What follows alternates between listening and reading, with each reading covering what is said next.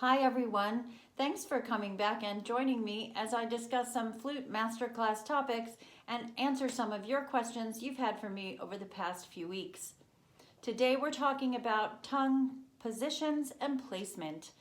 Anna Joy in Arkansas wrote, "Would you mind discussing tongue position? I think I know the basics, but something just isn't connecting and I'm looking for any help I can get.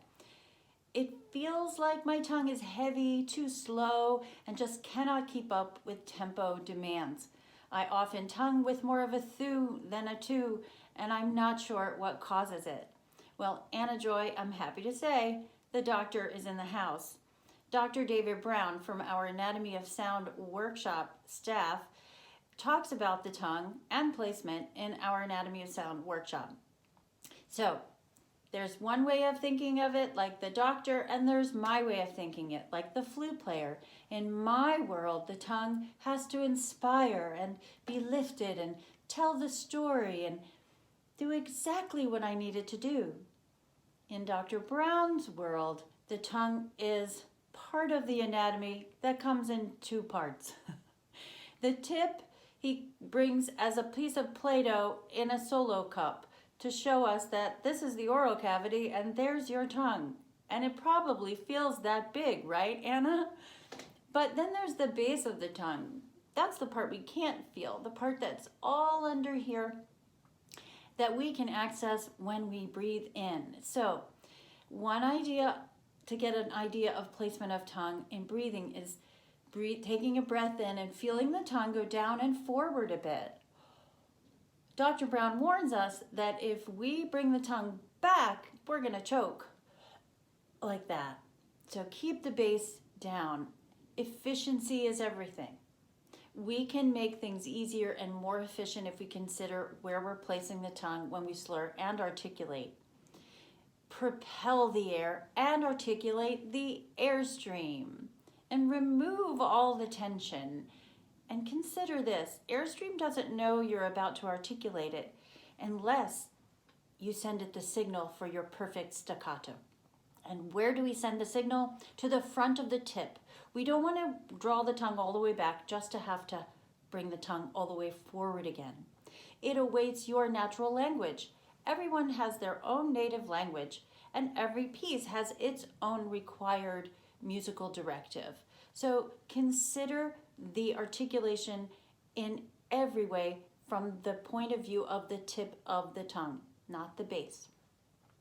Now, in every language, there are vowels. And we teach at the Anatomy of Sound workshop 3 specific vowels to help you with tongue placement. AW, which is a very full sound. EU, the French vowel, a little lifted in the middle. And then EE, a very lifted, soft palate, perhaps to help the pianissimo playing. I'm going to use Reichert's daily exercises, Opus 5, the 7 daily exercises, Opus 5, and I'm going to play number 5. And I'll use all 3 vowels. So here's AW.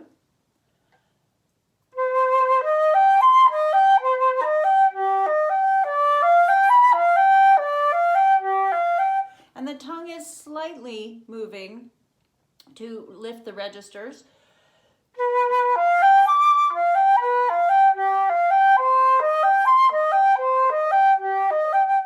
Now I'm going to switch to EU, a little more lifted.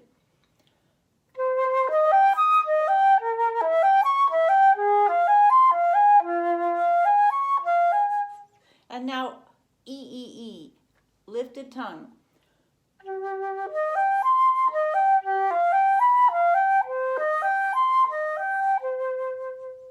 If I want to play in very soft pianissimo dynamic, the lifted tongue helps the pitch.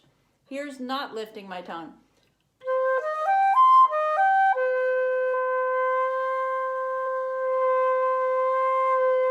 That's just my tongue going up and down. Let's turn to articulation. Number 6 has a really great chromatic scale where I like to tell my students to switch from double tonguing to single. Think about Quantz. He taught us a long time ago. D-I, T-I, diddle, diddle, diddle, a very subtle movement of the tip of the tongue. Not to draw it all the way back, just to have to come all the way forward, right?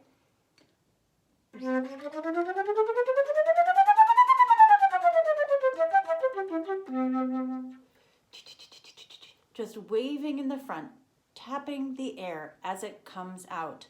A really great directive is Tiny Tina taps in her tutu on her tiptoes.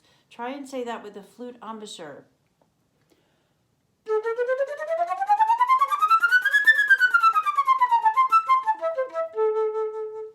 Right up in the front. I hope I helped, Anna Joy. Thank you so much for sending me the question. If you have questions, don't hesitate to email me.